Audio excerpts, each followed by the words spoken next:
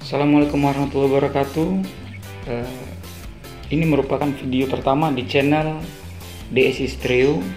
DSI Trio diharapkan untuk mengulas informasi-informasi, menambah edukasi dan pengetahuan teman-teman, apakah itu video reaction, podcasting dan lainnya.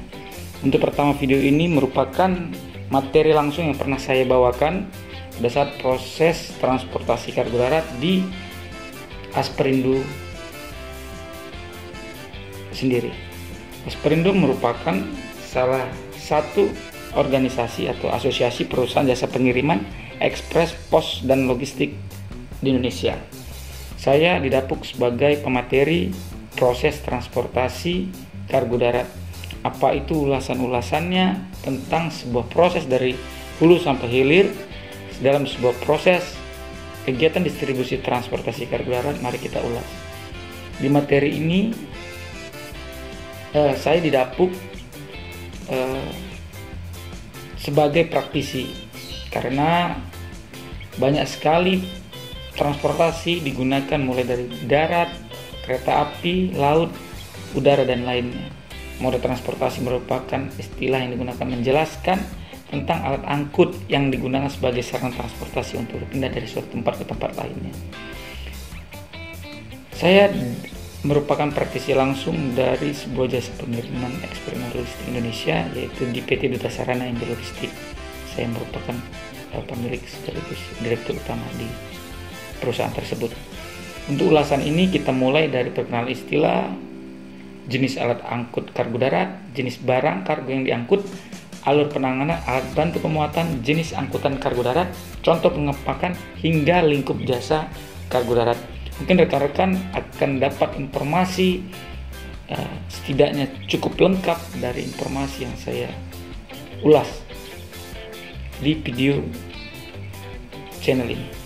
Kita mulai dari apa yang dimaksud dengan kargo. Kargo adalah muatan barang yang diangkut dengan kapal laut, pesawat udara, moda transportasi ataupun darat lainnya. Transportasi adalah pengangkutan barang oleh berbagai jenis kendaraan. Jadi itu adalah sumber dari istilah yang mau kita bahas. Dasarnya adalah kargo dan transportasi. Bersumber dari KBBI, Kamus Besar Bahasa Indonesia. Ada banyak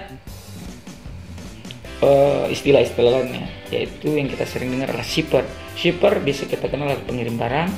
Consignor adalah penerima barang. LCL, pengiriman barang yang kapasitasnya di bawah standar kapasitas muat kontainer. FCL, reefer, stuffing, dan stripping. Mungkin rekan-rekan bisa membaca atau mengulasnya ulang untuk di materi ini. Mungkin akan mulai dari shipper, consignor. Mungkin bisa rekan-rekan cek istilah-istilah lainnya. Berdasarkan Peraturan Menteri Perhubungan Nomor PM 60 Tahun 2019 tentang penyelenggaraan angkutan barang dengan kendaraan bermotor di jalan, yaitu jenis alat angkut kargo darat dibagi dari 4 bagian: mobil bak muatan terbuka, mobil bak muatan tertutup, mobil tangki, dan mobil penarik. Dari 4 jenis angkutan barang yang diatur dalam PM 60 tahun 2019. Itu dasar hukumnya.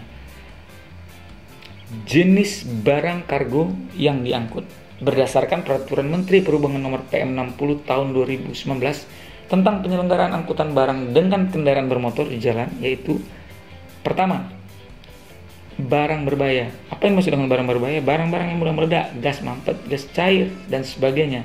Yang kedua adalah barang tidak berbahaya, barang curah, peti kemas, alat berat, pengangkutan, garment, dan barang-barang general kargo lainnya. Alur penanganan dari hulu sampai hilir, yaitu pertama, bisa kita mulai dari acceptance. Apa itu acceptance? Adalah proses penerimaan barang. Penerimaan barang adalah memastikan setiap jenis barang kiriman, mendata barang kiriman, serta menerbitkan serah terima barang antara petugas ekspeditor kargo dengan pelanggan. Proses kedua dari alur penanganan adalah proses penimbangan dan pengukuran. Dalam beberapa kasus ada yang namanya perhitungan volumetrik. Kita ulas tadi. Alur lanjutan adalah penandaan atau label dan marking. Langkah selanjutnya proses loading dan unloading, proses pengangkutan, proses checklist loading unloading. Jadi 6 tahap awal itu wajib kita alur urut dari sebuah alur penanganan sebuah proses transportasi kargo darat ya teman-teman. Jadi teman-teman yang berkegiatan itu merupakan 6 kegiatan awal. Selanjutnya apakah selesai? Tidak. Ada kegiatan ternyata manifest, proses transit, pengaluran proses transit, pengaturan proses serah terima tujuan, proses pengepakan pemakingan. Jadi ternyata teman-teman alur penanganan proses transportasi kargo darat tidak segampang yang kita bayangkan. Seperti kita lihat di pasar ataupun di jalan-jalan, ternyata alur urutnya cukup banyak. Nah, dan yang terakhir ada monitoring namanya loss and claim, kehilangan dan klaim kerusakan. Jadi sebuah alur pengurutan yang saya jabarkan ada 11 prosesnya, yaitu mulai dari awal tadi hingga terakhir kita ada loss and claims. Hingga pada saat proses serah terima, pelanggan kita memiliki kepuasan tersendiri terhadap sebuah alur layanan kita. Pada saat proses loss and claim ini juga merupakan faktor terpenting untuk finishing dari sebuah penanganan. Nah, jadi ini teman-teman, dalam proses pemuatan juga ada banyak jenis alat-alat yang kami pakai dalam proses support kegiatan.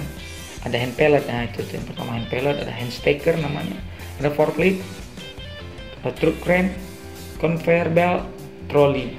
Itu merupakan alat bantu pemuatan. Selain kita menggunakan tenaga manusia, ada barang-barang tertentu yang nggak bisa kita angkut. Mungkin yang dengan menggunakan truck crane barang 5 ton, 10 ton, 25 ton kita bisa mampu teman-teman untuk mengangkut barangnya. Nah, ini jenis angkutan kargo darat nih teman-teman. Ada mulai dari truk box, itu bentuknya itu yang betulnya 4 roda, ada truk kontainer, truk low bed trailer, ada car carrier untuk spesial pangkut mobil, wing box truck, dan terakhir itu ada truk river. Truk river ini kayak kulkas gitu ya. Jadi teman-teman bisa muat sayur biasanya, atau bahan-bahan beku, es krim, durian beku, pancake dan segala macam yang mungkin itulah jenis alat. Nah, jadi ini adalah contoh pengepakan pemakingan teman-teman. Nah, itu contoh pertama itu pengepakan sepeda motor teman-teman, packing peti, bubble wrap, proses pengepakan spare part, packing plastik dan packing loose. Jadi dan banyak juga jenis contoh-contoh pengepakan. Di sini kita contohkan ada teman-teman ada 6 jenis proses pengepakan. Jadi teman-teman ini merupakan salah satu binaan di Asperindo ya, khususnya di Sumatera Utara. Apa saja sih lingkup jasa di kargo darat itu? Mulai dari barang pindah, kirim kendaraan, mobil motor alat berat, cargo project, charter truk, kargo retail. Jadi banyak sekali ruang lingkup di jasa kargo darat. Jadi teman-teman bisa mengulas lebih banyak lagi ternyata kegiatannya. Baik teman-teman, mungkin itu saja yang bisa saya sampaikan. Untuk materi lengkapnya bisa teman-teman ulas kembali. Buah selasih tanam berjari. Terima kasih teman-teman telah menonton, menyaksikan video materi dari saya, dan sampai jumpa lagi. Assalamualaikum warahmatullahi wabarakatuh. See you, bye bye.